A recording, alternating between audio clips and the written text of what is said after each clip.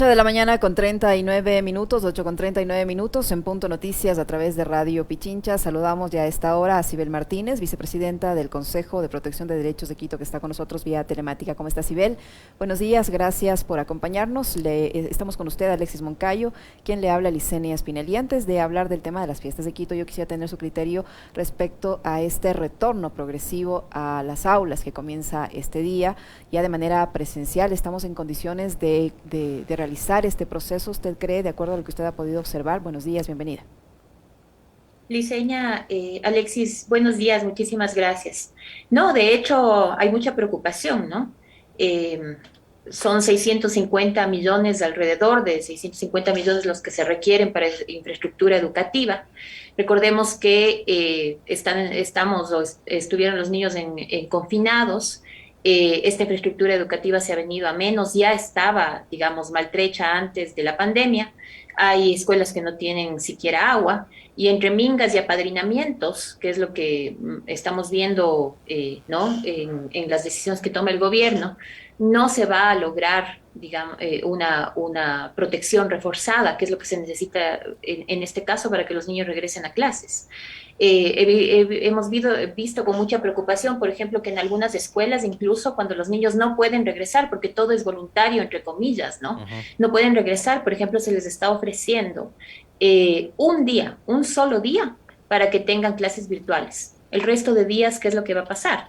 Entonces, frente a esa situación, los padres se ven forzados a enviarles a clases. Y en estas aulas no hay el distanciamiento suficiente, ¿no? No existen agua, medidas de bioseguridad. Entonces es un tema complicado. Yo tengo mis resguardos y ojalá por el bien de los niños, no existan estos contagios masivos y no veamos que el remedio o esta decisión que han tomado es peor que el confinamiento en el que han vivido, que tampoco ha sido bueno. Es decir, los niños siguen siendo la última rueda del coche a la hora de tomar decisiones de protección a su favor, ¿no? Qué lamentable que sea así. ¿Cómo está, doctora? Como siempre, un placer, un gusto saludarle y conversar con usted.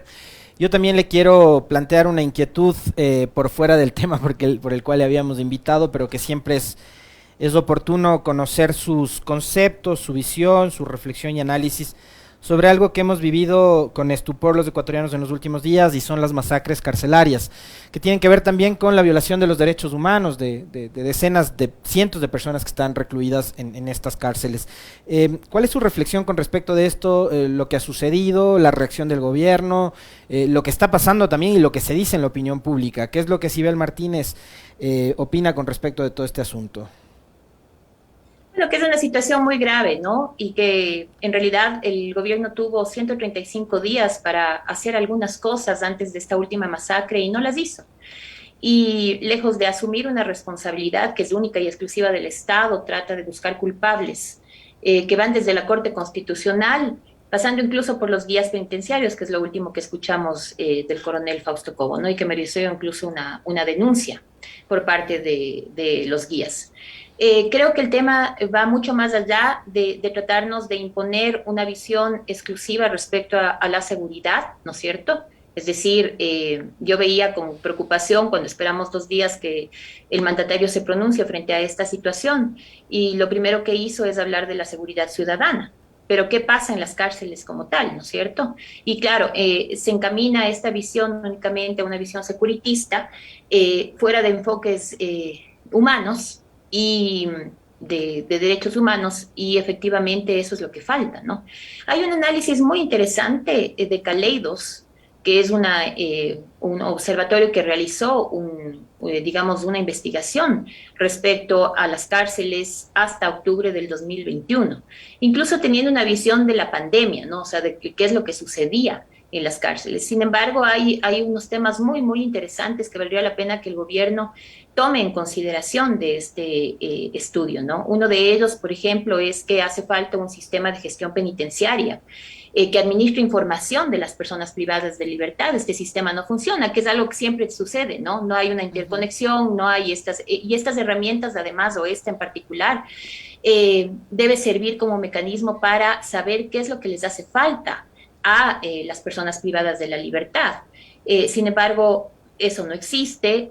Los datos del sistema penitenciario No pueden ser únicamente indicadores de rendimiento, sino son herramientas para que otras instituciones, incluso, no solamente el gobierno, puedan tomar acciones para garantizar los derechos de las personas. Hay otros temas importantes, ¿no? Por ejemplo, se habla de la pacificación. Mucho hablamos de este tema, ¿no? Yo veo un poco con preocupación lo que sucede con el tema de esta pseudomediación, digo yo. ¿Qué implica la pacificación? Valdría la pena entenderlo.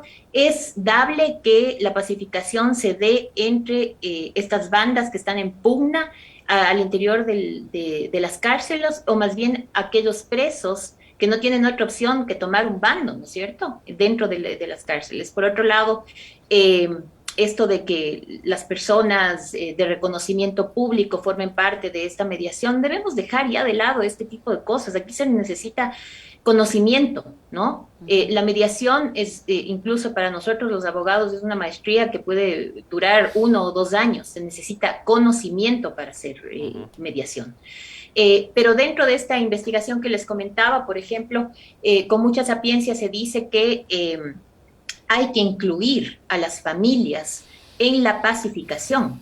Es decir, que estas restricciones que no se entienden sobre la base de que no pueden ingresar a las cárceles, sino en tiempos muy establecidos, que además ha dado lugar a corrupción, incluido el tema de la alimentación. Tiene que ver mucho también con eso, ¿no? El que también se pueda desmovilizar estos comités de internos, que eran quienes se encargaban un poco de sostener, ¿no?, ciertas situaciones violentas dentro de las cárceles. Es decir, hay que aunar esfuerzos para que se haga lo que se debe, y entre eso tiene que ver mucho con un modelo de gestión nueva, ¿no?, y una visión distinta basada en enfoques de derechos humanos, de lo cual no se habla, ¿no?, lastimosamente. Muy bien, ahora sí vamos al tema que le habíamos invitado. Preocupados por la situación por la que atraviesa la ciudad. Acá se construyó un relato desde las élites, los grandes medios, de que con la caída de Yunda a Quito le iban a devolver la dignidad. Este fin de semana han hecho una minga por ahí, ¿no?, para limpiar ciertos sectores de Quito, pero con eso no basta. Las calles de la ciudad están realmente dañadas, hay cientos de barrios que necesitan ser legalizados, la ciudad necesita mayor atención. Tenemos hoy a la capital con los índices de desempleo más altos de todo el país, y parecería que al actual municipio y al actual alcalde lo que le preocupa es entrar en esa lógica de ofrecerle a los ciudadanos fiesta como un gran distractor para los grandes problemas que tiene Quito. Entonces ahora, doctora Sibel Martínez, el municipio prevé gastarse más de $2 millones en unas fiestas. ¿Qué tan necesario es? Entendiendo además que sí, que necesitamos reactivar la economía, que las fiestas también sirven para eso, mejorar el estado de ánimo. Obviamente los quiteños, los ecuatorianos, estamos todavía con todo lo que nos ha dejado la pandemia, el encierro, el distanciamiento de nuestros seres queridos y demás, pero ¿estamos en este momento para gastarnos más de $2 millones en una fiesta? No, no estamos para gastarnos más de 2 millones. Y eso es algo que duele el alma cuando uno trabaja en temas de derechos humanos, cuando vemos día a día, por ejemplo, con nuestros grupos de atención prioritaria en el Consejo de Protección de Derechos, cómo estos grupos, para ellos ha sido un costo inafrontable la pandemia, donde no hay trabajo, donde los niños se mueren de hambre, al igual que los adultos mayores o que las mujeres, que día a día además somos violentadas, ¿no? Entonces, sí duele, como les digo, el corazón, duele también ver cómo a manera de adesentamiento en el centro histórico se vulnera derechos, no se les da otras oportunidades, ¿no? Digamos, parece que queremos pintar la pobreza y guardar la miseria, ¿no? Como políticas de acción, y se habla de un Quito digno con estos temas. Nosotros sí vemos con mucha preocupación, y aunque parecería un tema trivial, la elección de la reina tiene mucho que ver con esta visión que se está dando ahora desde el municipio, ¿no es cierto? Recordemos que el doctor Yunda, ¿no?, el exalcalde de Quito, decidió la primera decisión que fue aplaudida por el movimiento feminista y por varias personas, digamos, que entendemos que la cultura es cambiante, ¿no? Y que no podemos quedarnos únicamente en las tradiciones, si además estas tradiciones no aportan a la sociedad. Y en este caso, el tema del reinado de Quito que le comentaba, el alcalde Yunda decidió no celebrarlo. Alegó que se gastaban $150,000 y que esto podía ser utilizado para otros fines. Y como Consejo de Protección de Derechos nosotros decidimos apoyar esa sana decisión. No solamente por el tema de los $150,000. Le comento que $150,000 serviría para crear otra Junta de Protección de Mujeres y Adultos Mayores o multicompetente en Quito, tan necesaria, ¿no? Durante la pandemia, quienes ha hecho frente en temas de protección son justamente estas juntas, ¿no? O sea, el sistema administrativo de protección de derechos, emitiendo medidas y protegiendo tanto a niñas, mujeres, adultos mayores. Entonces, no es un tema trivial, tenemos que avanzar, ¿no? La cosificación de las mujeres a través de los reinados, la construcción estética y social del cuerpo, manda un pésimo mensaje y sobre todo a nuestras niñas y adolescentes, ¿no? Que cada día, además a edades más tempranas, están mucho más preocupadas de su apariencia física, de su figura y además se ha dado ya aumentos de epidemias sociales. Hablemos de trastornos alimenticios, de obsesión en las operaciones de cirugía estética, de esta vigorexia, ¿no? Que es la obsesión de estar en forma, pero de manera patológica. Entonces hay muchos elementos, ¿no? Y no menos importante, por ejemplo, que este tipo de reinados o de concursos son violencia simbólica. Y va a coincidir, doctora Martínez, va a coincidir la elección precisamente el día en que se recuerda la no violencia contra la mujer, la lucha contra la violencia hacia la mujer. ¿Cómo entender que mientras mucha gente está tratando de reducir estos índices de violencia contra la mujer, contra las niñas, contra los adolescentes, ese día se elige a Reina de Quito?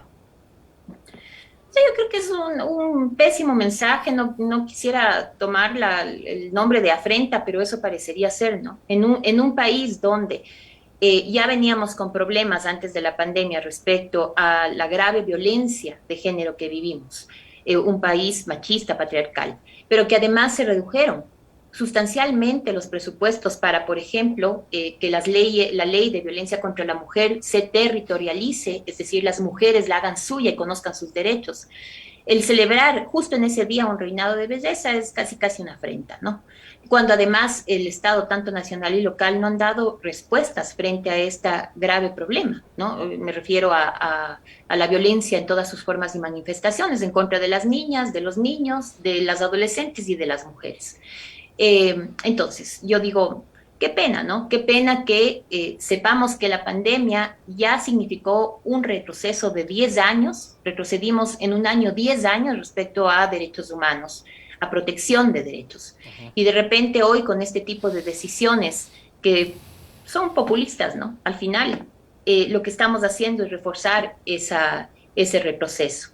Y no solamente este tema, ¿no? Imagínense, leía yo la agenda que van a manejar también las dependencias municipales. Y con estupor veía que la Secretaría de Inclusión Social, o sea, el ente rector de la política pública y del sistema de protección, más bien, de derechos local, el 3 de diciembre va a celebrar la elección de la Quiteña Bonita.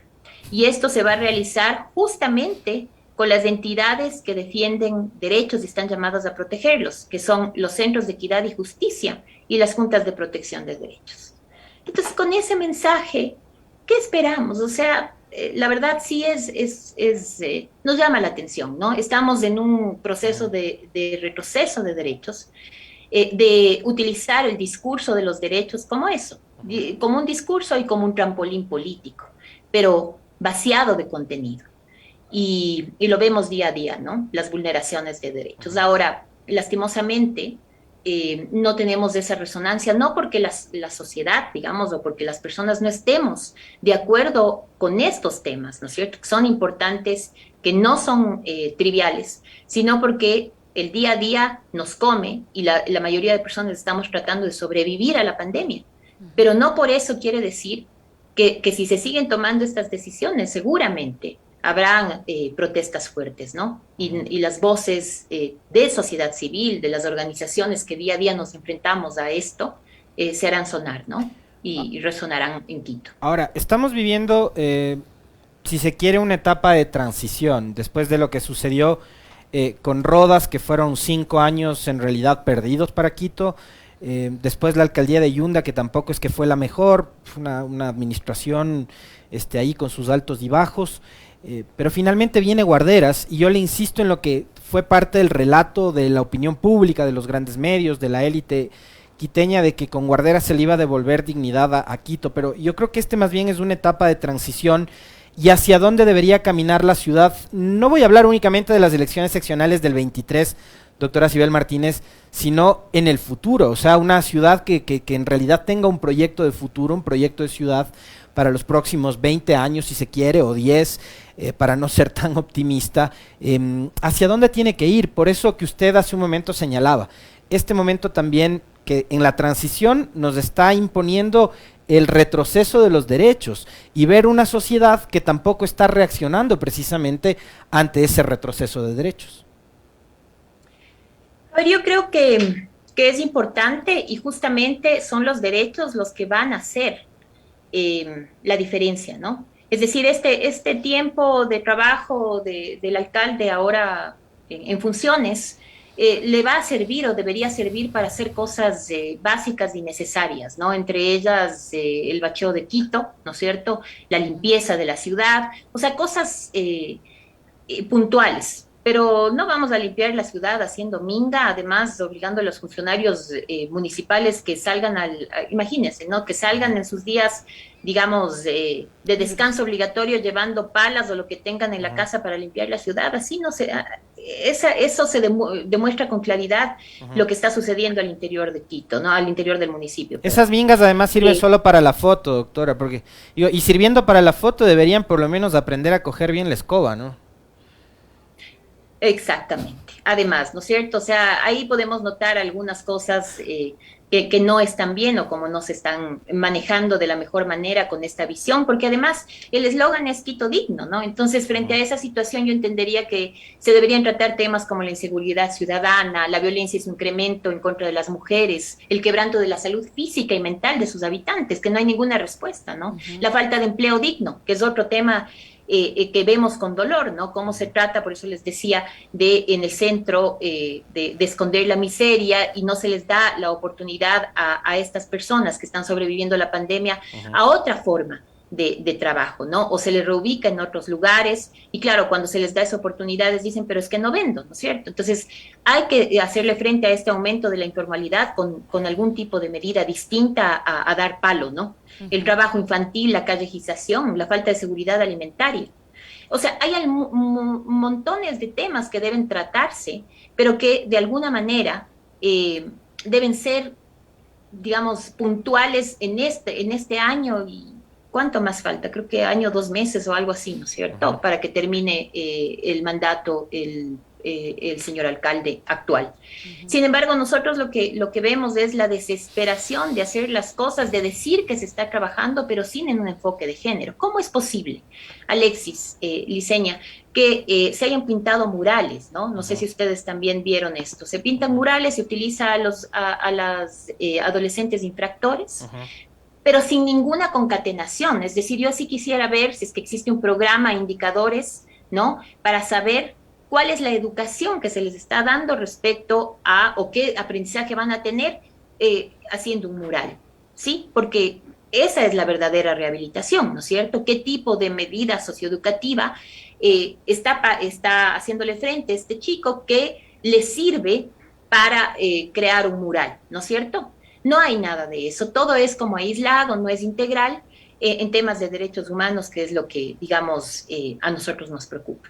Pero ya en general, en la ciudad, yo creo que el que mucho abarca poco aprieta, y ese dicho tan sabio también se expresa directamente en el manejo de la ciudad, que lo vemos con preocupación lo que está sucediendo, ¿no? Muchísimas gracias, doctora. Siempre muy valiosos sus criterios. La doctora Sibel Martínez, vicepresidenta del Consejo de Protección de Derechos de Quito, que ha estado con nosotros. Muy amable, muchas gracias. Muy amable. Gracias. Doctora. Buenos días.